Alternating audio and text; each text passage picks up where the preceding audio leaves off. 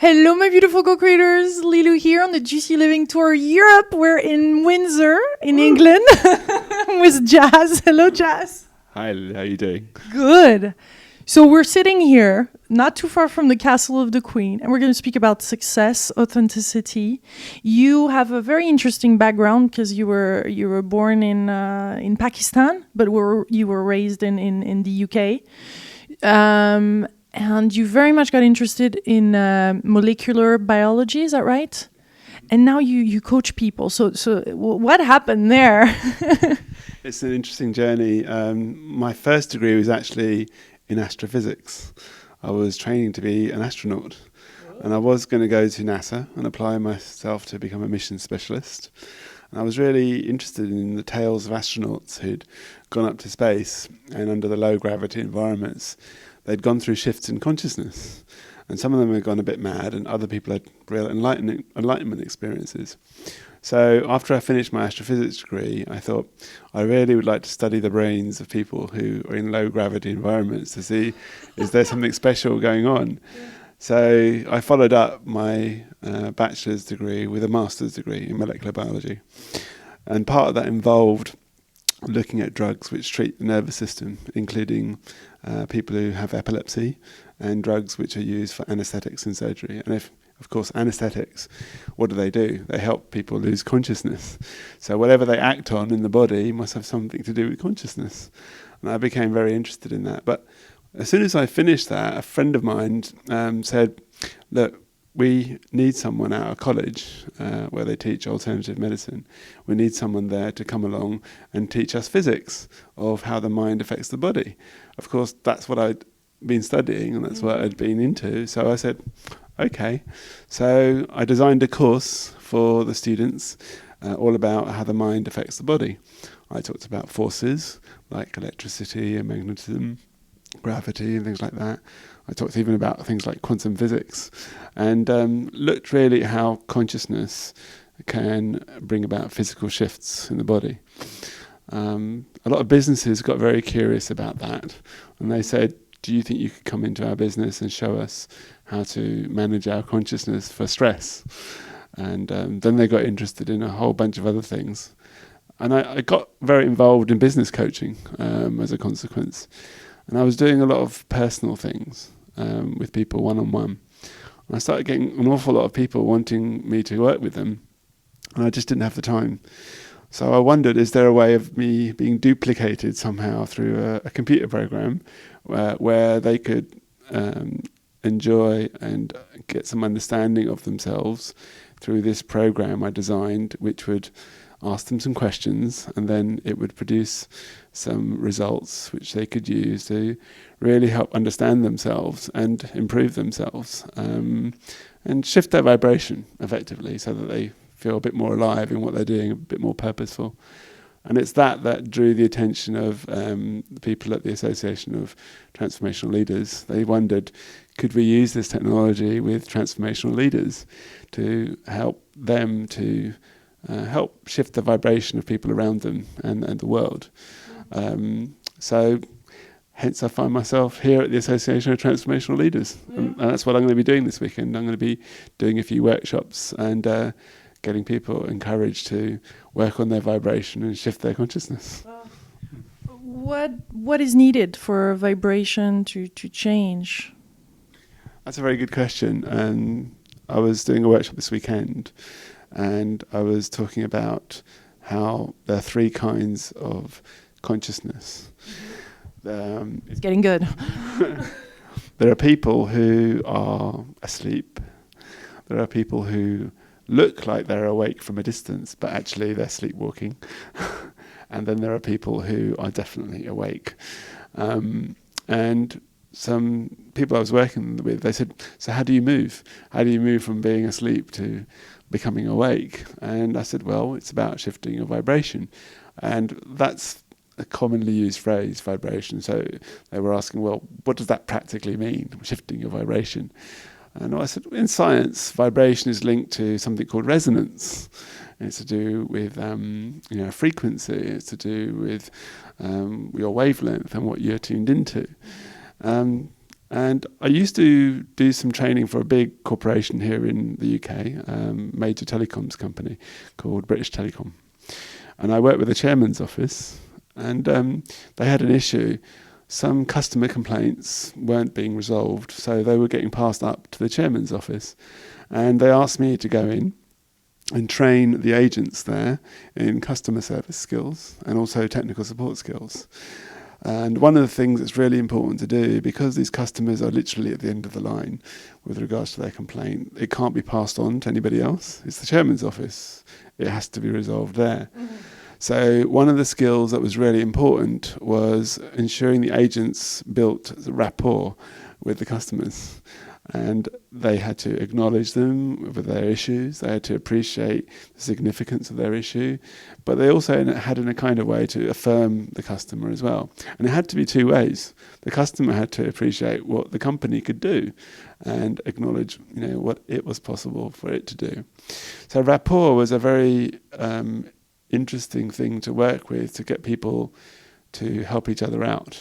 And I began to wonder, if it's possible to shift the way people are with one another and shift their awareness and consciousness through rapport, maybe that's what's at the bottom of resonance and vibration, If you acknowledge yourself, if you appreciate yourself and you affirm yourself, you're going to change literally what you radiate out to people.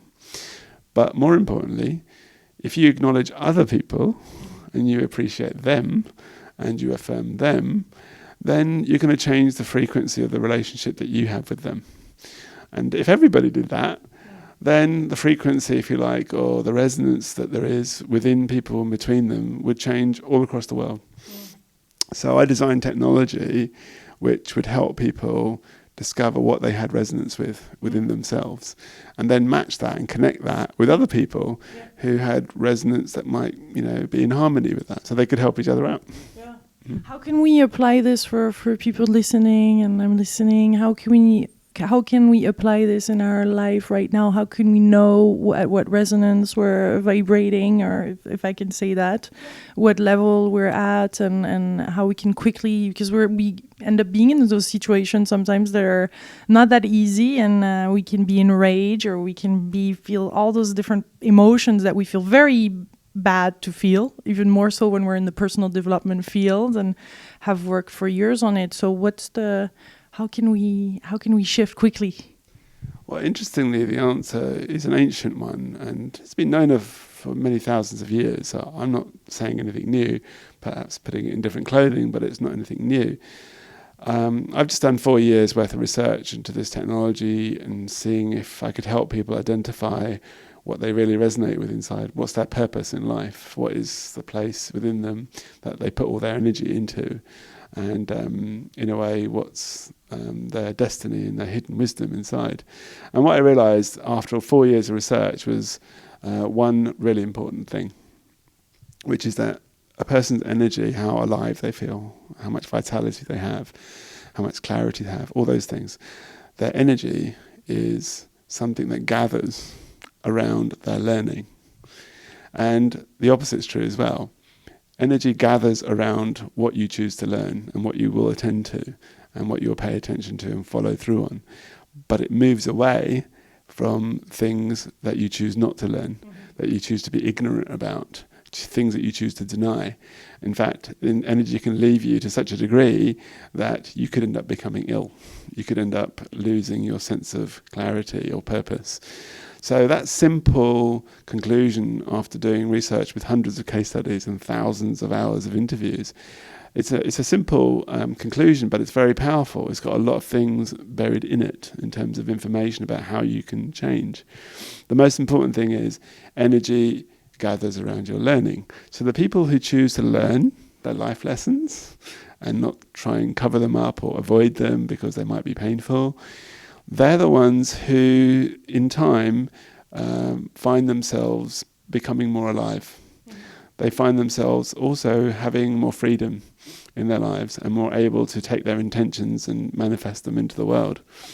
And it comes down to 3 or 4 kinds of learning that everybody has to deal with and do. But the learning, whatever it is, and I'll explain what those 3 or 4 kinds of learning are in a moment, that learning has to do things which support you. It has to do things which also challenge you and stretch you so that you're not complacent and don't end up stuck in one way of doing things. And lastly, the learning has got to help you make the right choice about, in a moment, whether you need to be supported or whether you need to be challenged. In other words, the learning has to help you with reflection. And it turns out, if you look at your life, most people's lives, you can ask yourself this question. If you look at your best friends, you'll find that's what they do. Your best friends will support you when you really need support. They'll challenge you and stretch you and kick you behind when you're getting a bit cocky and not really addressing what you really need to and maybe not growing. And lastly, they'll give you time for you to process things, to reflect upon things, and maybe even help you reflect so you can make the right choices in your life. So your best friends help you grow in life by supporting you, challenging you, and helping you reflect.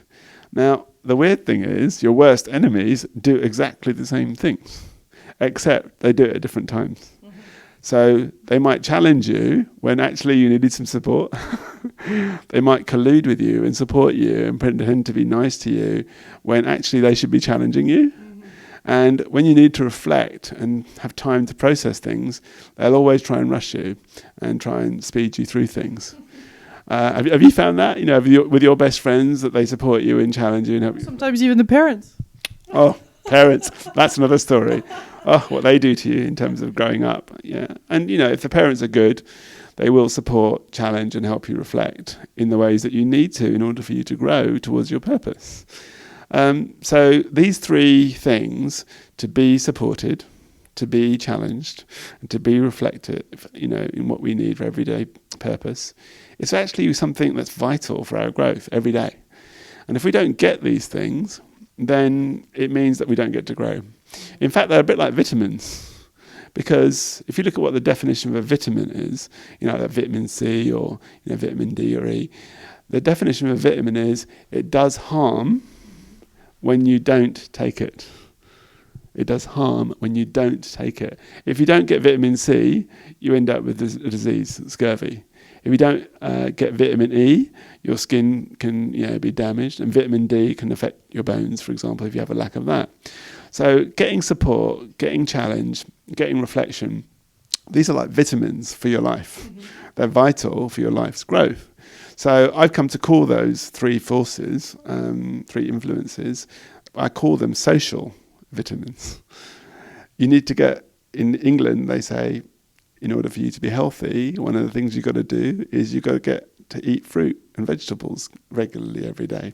In fact, they say you've got to get your 5 a day. Mm-hmm. If you can get your 5 fruit and vegetable every day, then that'll help you stay healthy. Socially, I've realised that people need to get their 3 a day. They need to get their support, they need to get their challenge, and they need to get their reflection.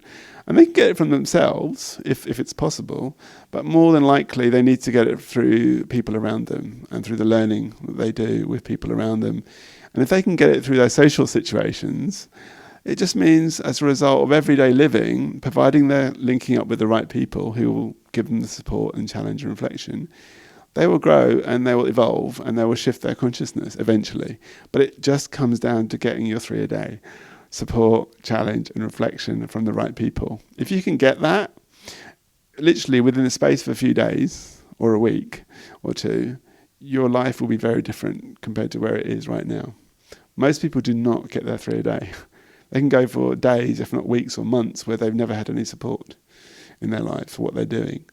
They may not have even ever been challenged. Mm-hmm. They may have been somebody who'd grown up with a silver spoon in their mouth. They're rich, they inherited everything, and everything came easy to them, and they've never had to be challenged in their lives.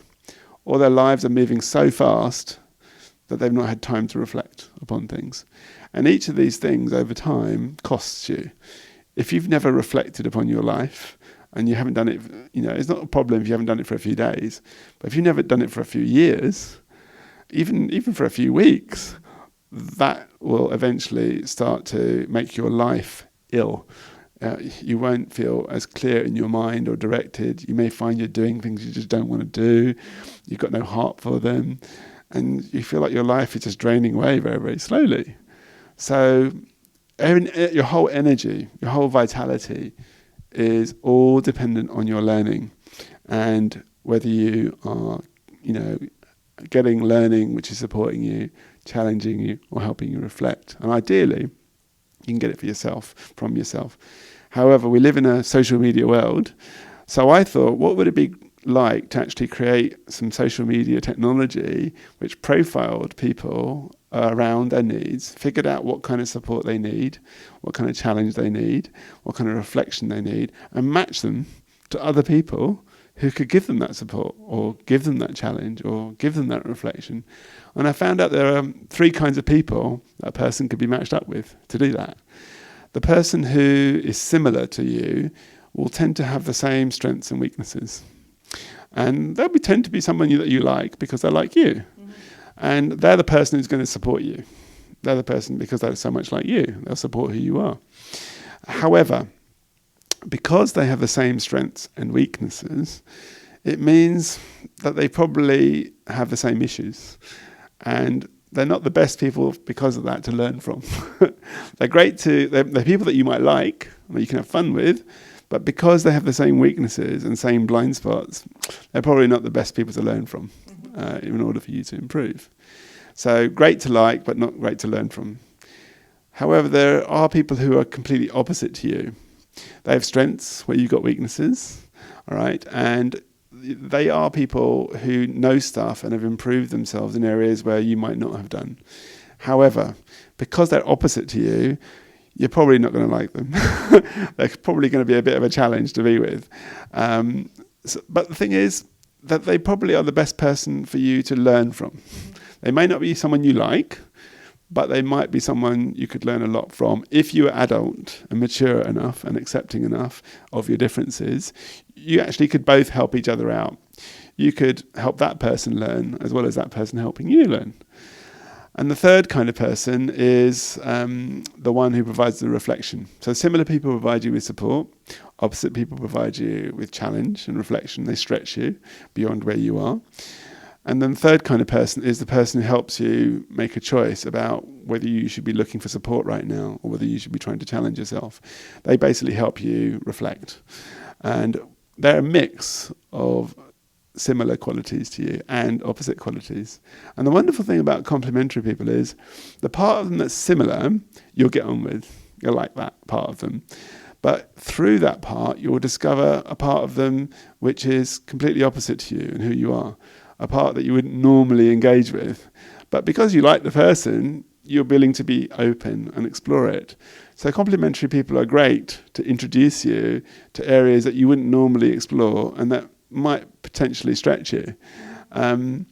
So getting to meet those 3 kinds of people on a regular basis will actually help your social life grow, certainly.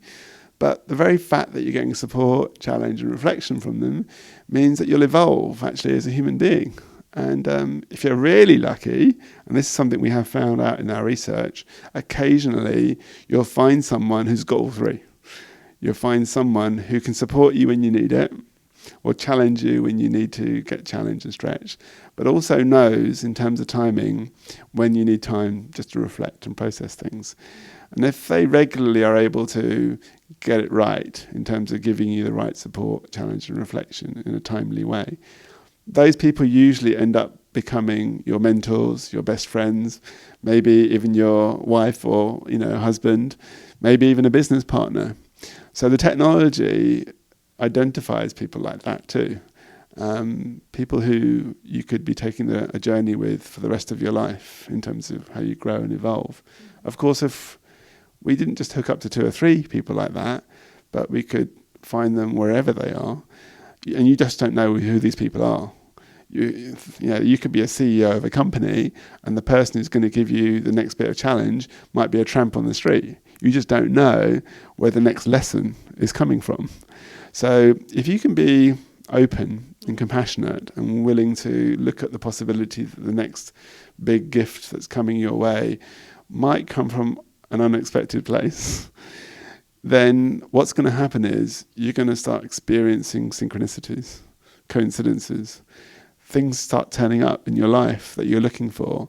And because you're really sensitive and you're open, you'll find the gift in those moments. And it'll seem like something's been sent by heaven, and it's like destiny or fate. But in reality, what do you recommend when there is those challenging moments? How do we deal with those? Is there an advice that you have for us? Because sometimes we're just so confronted. My goodness, and we can have those conversations and we can have those tips and advices, but it's just so deeply ingrained in like the cells and who knows, generations after generations of deep mental, and it's in the subconscious and it's everywhere. That's a very good question, and it's probably one of the main things I've had to deal with some of the clients that I work with during the research. And we discovered something really fascinating. People's issues, their baggage, the stuff that they're carrying from their past and maybe they haven't completed on yet, they haven't brought closure to, it's like a weight, it literally weighs them down, it drags them down. And it's a real effort to move through life when you're carrying all that baggage. And often it limits your ability to exercise your will, to do things. You may have an intention to do something, but you've got all this energy being sucked away from you, from your past, and from bad relationships that have not been finished with or completed on. But actually, it's also interesting to note that sometimes people have their energy taken away by their goals as well. They've set themselves up a goal for their future. Maybe they've even achieved that goal, like they've achieved a degree or a certificate. But what they've achieved isn't being made use of. It's just sitting on a shelf somewhere. And technically, it's frozen energy. When you've got an opportunity that you're not using for your future, it's frozen energy, and it's just not contributing to your life and your vitality.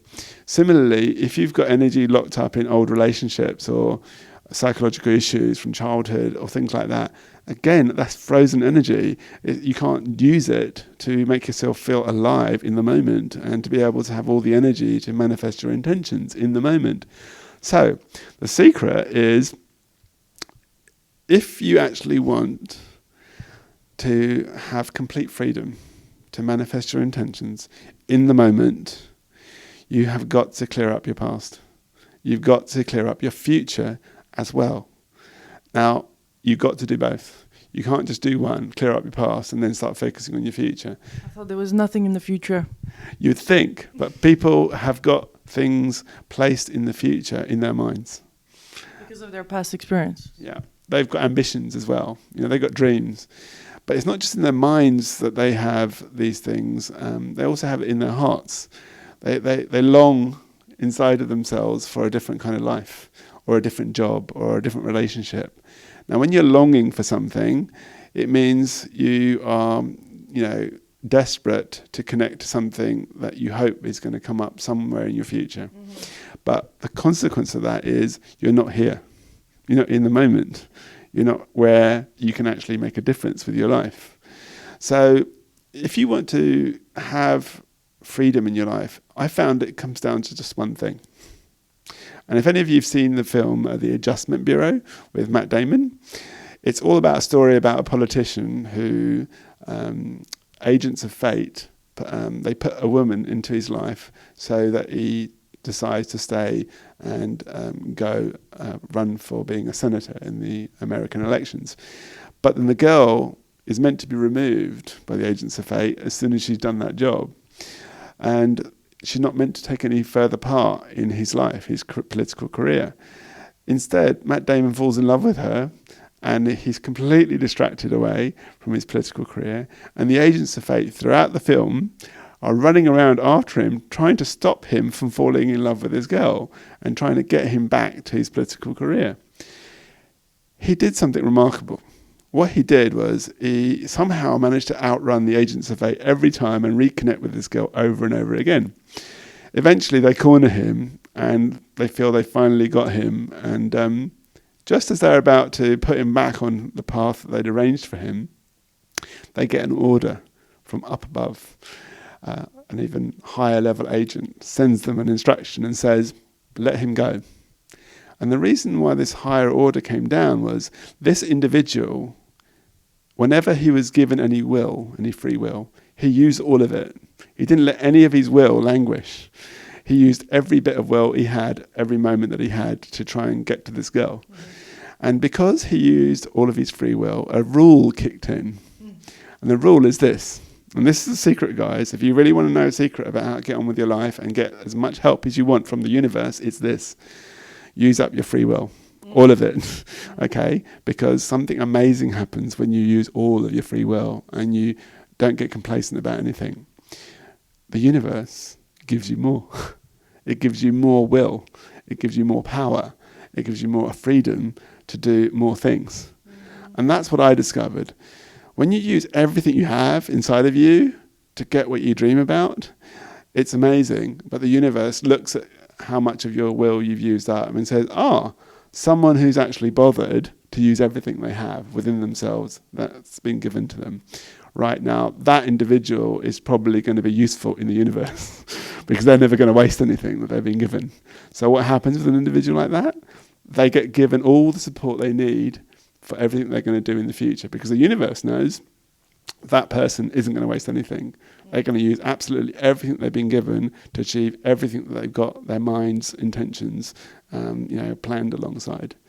So a few months ago, that's where I got to. I thought, I'm not getting on in certain parts of my life, and I think it's because I'm not really fully applying myself.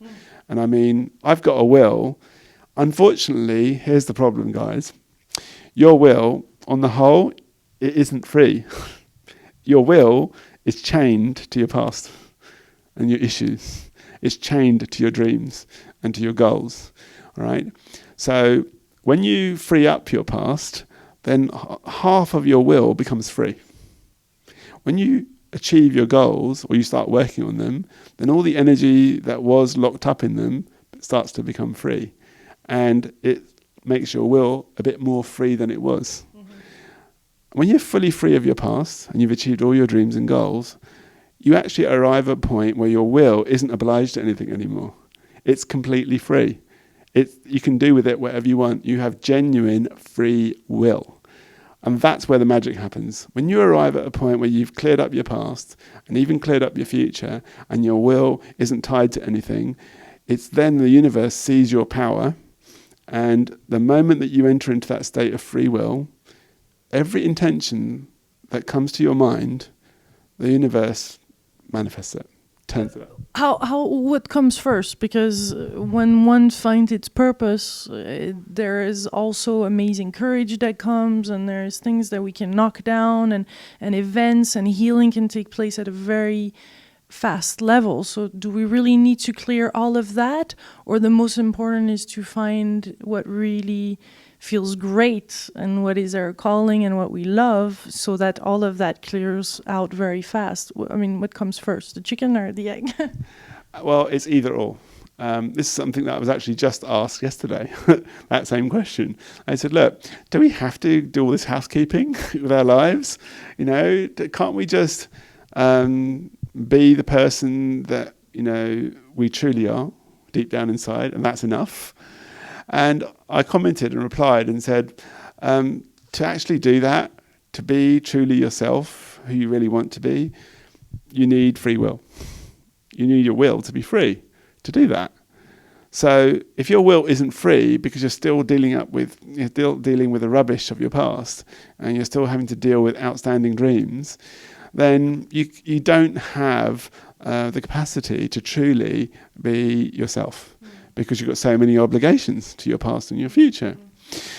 So one way of getting to that place of complete freedom and ability to manifest things that you intend is certainly by clearing up your past and your future, so your will becomes free and you can actually have the capacity to be just yourself. That's one way. The other way is in the moment, right now, right here, you start being the person who you truly are. You just act that way, okay? And what happens is, if you have a strong enough will, it doesn't matter whether the will is free or not, It just matters whether the will is strong enough. Okay? If the will is strong enough and you can be resolved to honour yourself in who you are, and you also honour others around you in the process. If you can do both those things, you can honour yourself without dishonouring other people, and you can also honour others without dishonouring yourself. Mm-hmm. Just doing those things, okay? This has got nothing to do with the past or the future. It's just to do with what you're doing right now. Honour yourself without dishonouring others. Honour others without dishonouring yourself. And you will find slowly that you will get a kind of a ripple created. You will start to radiate your integrity into your environment. You will start to radiate your presence out into your environment. And you will become like a source of light. And in a room which is dark, as soon as someone lights a match, everybody turns their heads towards the light. And it's the same with you. If you can honour yourself to such a degree while being compassionate to others, you will light something up inside of yourself. It will light you up, it will light your world up, and everybody will turn their heads towards you, and they'll want to know how you did it. And they'll probably want to come and borrow a light from you so they can light themselves up. All right? And I just put a caveat though with that, just a warning, which is this. Some people are so interested in helping the world, saving the world, and they often do it at their own expense. They can even become ill because they haven't looked after themselves. They've been so focused on helping everybody else around them. And they exercise so much humility with regards to what they do. However, you can go too far. Mm-hmm. Here's a really important lesson with regards to that.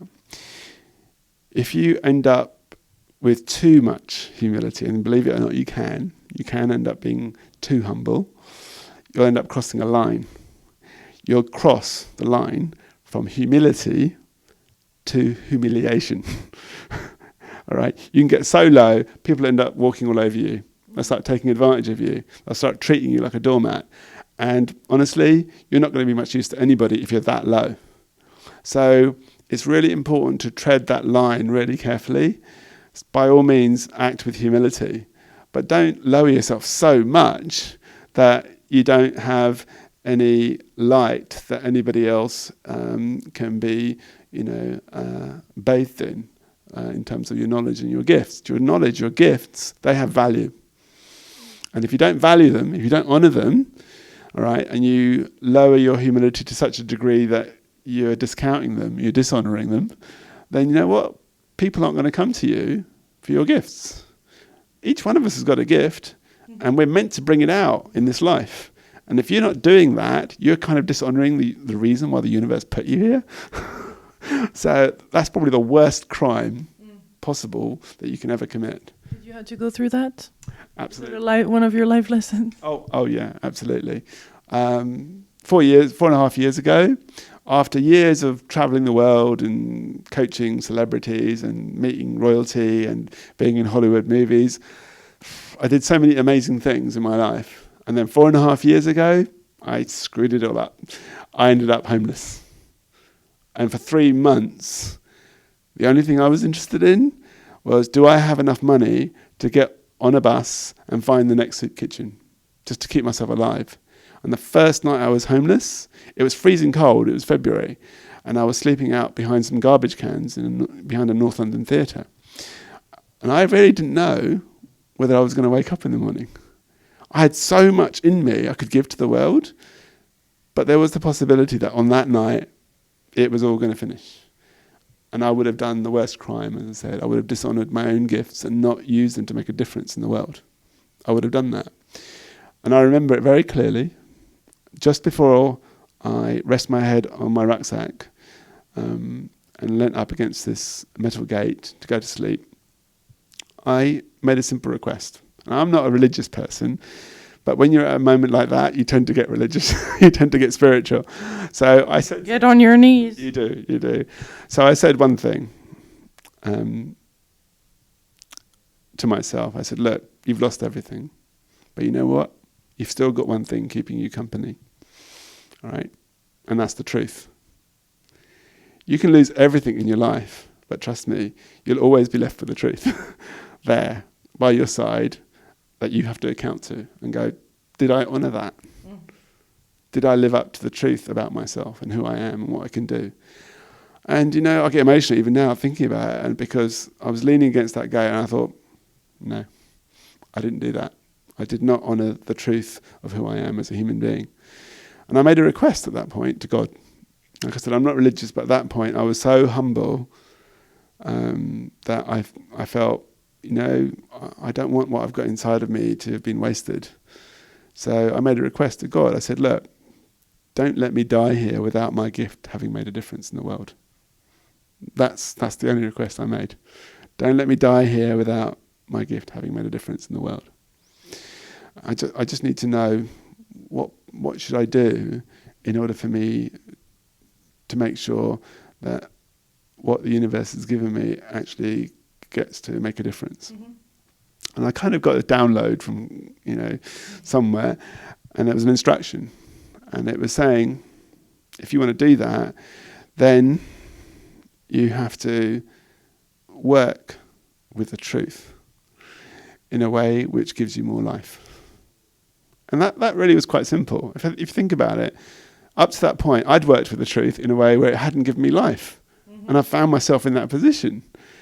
And if you help anybody come to the truth in a way which gives them more life, I mean, some people you can tell the truth, but you can do it in a harsh way, and they can end up feeling miserable afterwards. It's the truth, but they're not happy about it. And they probably end up feeling depressed and want to go and slash their wrists or something. But to tell someone the truth in a compassionate way, because really that's what compassion is. It's about bringing someone to the truth in a way where they become more alive. Mm-hmm. And they actually want to do something with it. Genuine compassion is about helping people engage with the truth in a way which gives them more life and helps them become more true to themselves. And I realise that's what I've got to do in my life. I've got to help people come to their own truth in a way where they feel that they want to do something about it, rather than in a way which makes them feel miserable, And I thought the number one way in which I want to do that is I don't want to do it through money. I've been there, done that, and it didn't make any difference for me or people I was working with. You heard the phrase where some people say, I want to make money while I sleep. All right? For me, I got a different phrase come through. The phrase that came through for me was, I want to make a difference while I sleep. Mm-hmm.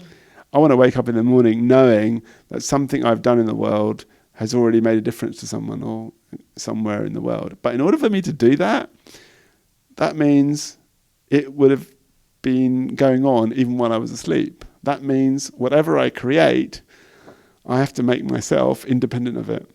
Once it's been created, I have to deliberately design it to actually make myself redundant. So that you're actually fulfilling this truth through this video, because videos are beautiful for that reason. It goes all around the world and it's always online. So it's just another little wink of the universe, I guess. Thank you, Lilou, as well, because this is providing something that will always be available. And even if I'm no longer around, then some of the things I've shared today hopefully will shift somebody out there. Mm-hmm. And I didn't need to be around for it. Mm-hmm. And you can't go into things like that if you're not prepared to be humble and prepared to get yourself out of the way, So the great thing I like about the Association of Transformational Leaders that Marie Diamond's been putting together, that I've come for this weekend, is that many of the people who've chosen to come to that, they've come to it because they're not focused on just all promoting each other or marketing or things like that, like so many high-flying, transformational leaders might do. They're more focused not on marketing but doing something that's meaningful, And I said something to somebody recently, and I said, look, marketing is what you do when you don't have any resonance. If you have resonance with somebody, they'll pick up where you're coming from. You won't need to advertise it, they'll just feel it. When you are in a relationship with people and they're not feeling you, they're not quite getting you, they're not resonant with you, in other words, there's dissonance between them and you. You have to overcome that with marketing. That's the traditional way. That's always been the traditional solution. But in the last 4 years, I've discovered actually no, that's not the way to do it. You know, if you've got dissonance, deal with it using its antidote. Use resonance to deal with it. And if you can build a technology to help that get done, even when the human beings that normally do it aren't around anymore, then it means that it will continue to make a difference in the world. And it also prevents you from being egotistical because, you know, it operates without you. So you can't make it about you. You have to make it about the gift. Mm-hmm. It's not about other people, even. It's not about me. It's about the gift. It's what's got to have legacy. It's what's got to survive and be immortal. It's the thing that's got to continue. So I've designed my life in the last 4 years. So my focus has been not on helping other people, not on helping myself, but on creating a gift which people can use to help each other. I would love to get to a point where I've not made £1 million or £1 billion or something like that. I've made a promise to myself, which is I'd like to be a different kind of millionaire or billionaire. Not one associated with money, but one associated with people. Mm-hmm. I don't want to help 1 million people directly myself. I want to get to a point in my life where 1 million people have somehow used the technology that maybe I've created to help each other. Mm-hmm. I'm not even involved.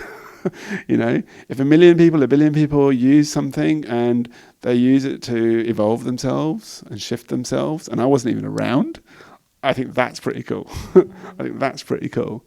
I'd love to be in that kind of position. And I don't think I'm that far away from it. I believe the ball has started rolling. Certainly coming to this conference with the Association of Transformational Leaders.